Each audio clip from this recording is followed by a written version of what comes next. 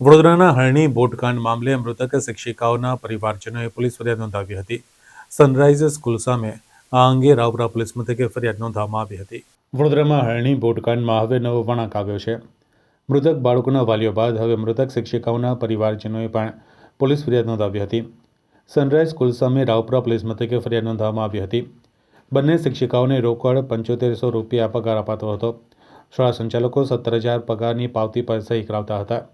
Collector કચેરી ખાતેથી દસ્તાવેજ મળતા ભાંડો ફૂટ્યો હતો. શિક્ષિકાઓના મૂળ પગાર મુજબ વળતર મળે તેવી માંગ કરવામાં આવી છે. રાવપુરા પોલીસ મથકે ખોટી સહી અને અસલી સહીના દસ્તાવેજ રજૂ કરાયા હતા. ગત 18 જાન્યુઆરીએ હરણીમાં પ્રવાસે ગયેલ બાળકોની બોટ પલટી ખાઈ ગઈ હતી, જેમાં 12 બાળકો સહિત 2 શિક્ષિકાઓના મોત થયા હતા. મૃતક છાયા સુરતી અને ફાલ્ગુની પટેલ સનરાઈઝ સ્કૂલમાં ધોરણ 4ની શિક્ષિકા હતા. આ અંગે મૃતક શિક્ષિકાના પુત્ર જીગર સુરતી અને ફરિયાદીના વકીલ હિતેશ ગુપ્તાએ વધુ માહિતી આપી હતી. 2 દિવસ અગાઉ જે ચોંકાવનારા દસ્તાવેજો પીડિત પરિવારોને પ્રાપ્ત થયા છે નાયબ કલેક્ટર સાહેબની કચેરીએથી, કે જેમાં છાયાબેન સુરતી અને ફાલ્ગુનીબેન પટેલ જે શિક્ષિકાઓ ન્યૂ સનરાઈઝ સ્કૂલમાં ભણાવતા હતા, એ શિક્ષિકાઓના પગારના પુરાવા જ્યારે સ્કૂલ પાસેથી માંગવામાં આવ્યા, પગાર પત્રકો મંગાવવામાં આવ્યા, તેવામાં નવેમ્બર 2023 અને ડિસેમ્બર 2023ના જે દસ્તાવેજો નાયબ કલેક્ટરશ્રીની કચેરીમાં રજૂ કરવામાં આવ્યા, તેમાં બંને મૃતક સ્વર્ગસ્થ જે આ ટીચરો હતી એ ટીચરોની ખોટી અને બનાવટી સહીઓ કરવામાં આવેલી એવું જણાઈ આવેલું. જે કુદરતી સહીના લખાણો હતા એ ધ્યાને લેવામાં આવ્યા, કે જેની અંદર દેખીતી રીતે કોઈપણ પ્રકારનું FSL પરીક્ષણ કર્યા વગર બંને શિક્ષિકાઓની જે સહીઓ છે એ ખોટી અને બનાવટી હોવાનું જણાઈ આવતું હતું. કોગ્નિઝિબલ ગુનો બનેલો છે.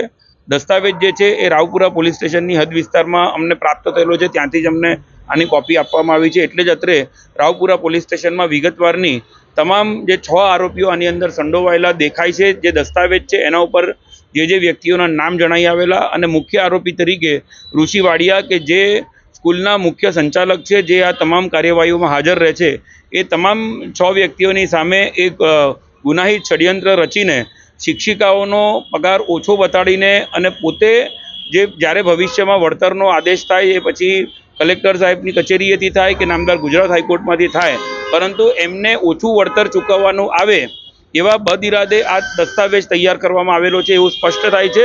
અને ક્યાંક ને ક્યાંક પોતાના આર્થિક ફાયદા સારું જ એમને આ બોગસ અને બનાવટી દસ્તાવેજ ઊભો કર્યો, અને દસ્તાવેજ ખોટો છે, સહીઓ બનાવટી અને ખોટી છે એવું જાણવા છતાં પણ જ્યારે સરકારી કચેરીમાં આ દસ્તાવેજ રજૂ થયો છે તો આજીવન કેદ સુધીની સજાનો આ એક કોગ્નિઝિબલ ગુનો છે. એટલે પોલીસને આજે લેખિત ફરિયાદ સુપ્રત કરી છે.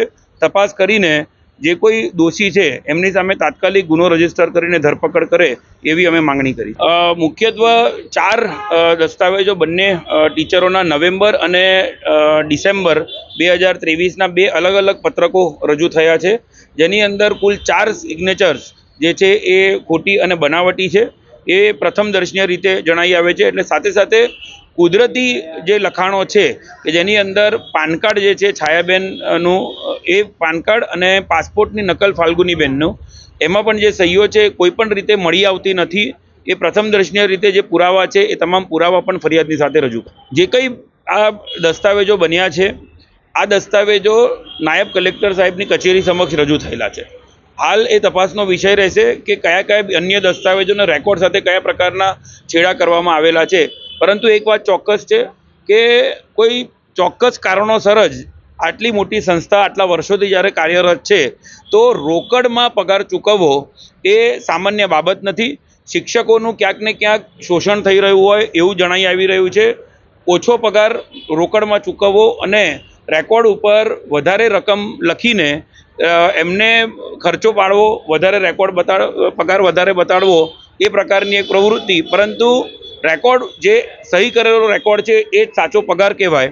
શિક્ષકોનું જે પ્રકારનું સંસ્થાઓમાં શોષણ થઈ રહ્યું છે, ક્યાંક ને ક્યાંક જો ઊંડાણપૂર્વક તપાસ કરવામાં આવશે તો આ સ્કૂલમાં જે શોષણ થઈ રહ્યું છે એની પણ વિગતો બહાર આવશે. નામદાર ગુજરાત હાઈકોર્ટ સમક્ષ પણ આ બાબતની રજૂઆત કરવામાં આવશે કે આ સ્કૂલ પરનું જે રીતનું સંચાલન ચાલી રહ્યું છે તેમાં શિક્ષકોને પગાર અલગ ચૂકવવામાં આવતો હોય અને એની સામે એમની પાસે અલગ ખોટી સહીઓ કરાવવામાં આવતી હોય તો ડિસ્ટ્રિક્ટ એજ્યુકેશન ઓફિસથી લઈને એજ્યુકેશન મંત્રાલય આવી જે કોઈ સ્કૂલો હોય એ તમામ સ્કૂલો સામે પગલાં ભરે અને જરૂરી કાર્યવાહી કરે એ પ્રકારની રજૂઆત કરવાની પરિસ્થિતિનું નિર્માણ થશે તો ચોક્કસથી કરીશું. લાયસન્સ રદ કરવાની ચોક્કસથી રહેશે જ, કારણ કે જો આ જ પ્રકારની પ્રવૃત્તિ અને જો કોઈ મોટું આર્થિક કૌભાંડ જણાઈ આવશે તો અમે રાજ્ય સરકારને પણ આ બાબતે રજૂઆતો કરીશું કે સ્કૂલ સામે કડકમાં કડક કાર્યવાહી કરીને એમનું લાયસન્સ રદ કરવામાં આવે. ફોર્જરીની સાથે કયા કયા ગુનાના? મુખ્યત્વે ગુનાહિત ષડયંત્ર જે રચવામાં આવ્યું છે, એટલે તમામ આરોપીઓએ ગુનાહિત ષડયંત્રના ભાગરૂપે આ ગુનો કરેલો છે એવું જણાઈ આવે છે. એટલે ષડયંત્રની સાથે સાથે જે છેતરપિંડી કરવાનો એમનો ઈરાદો છે એ અને બનાવટી દસ્તાવેજો એ બાબતની હાલની ફરિયાદ આપેલી છે. જી, કલેક્ટર કચેરીથી સ્કૂલ દ્વારા રજૂ કરવામાં હુકમ મારેલો કે સનરાઈઝ સ્કૂલ જેને હુકમ પાઠવેલો કલેક્ટર કચેરીથી કે સહીની રિસિપ્ટ જે આવે આવકની તે રજૂ કરવા માટે, પણ જે રજૂ કરવામાં આવી છે તે ખોટી સહીઓ છે. એમાં જે મારા મોમ છાયાબેન સુરતી, હું એમનો સન થઉં જીગર સુરતી, જે મેં જોઈ સહી તે પૂરેપૂરી ખોટી સહી હતી, બોગસ હતી. જે મેં કલેક્ટર સામે રજૂઆત કરી, જેના દાખલે આજે ફરિયાદ નોંધાઈ છે રાવપુરા પોલીસ સ્ટેશન, અને અમને વિશ્વાસ છે કે આ પોલીસ સ્ટેશન કાર્યવાહી જરૂર કરશે અને એ સમક્ષ એક્શન લેવામાં આવશે. શું પ્રમુખ માંગણી છે તમારી? પ્રમુખ માંગણી છે જે બી આ ગુનો જે થાય સબમિટ તેના માટે એક્શન પૂરતો લેવામાં આવે, જેટલી બને એટલી સજા ચોક્કસપણે કરવામાં આવે.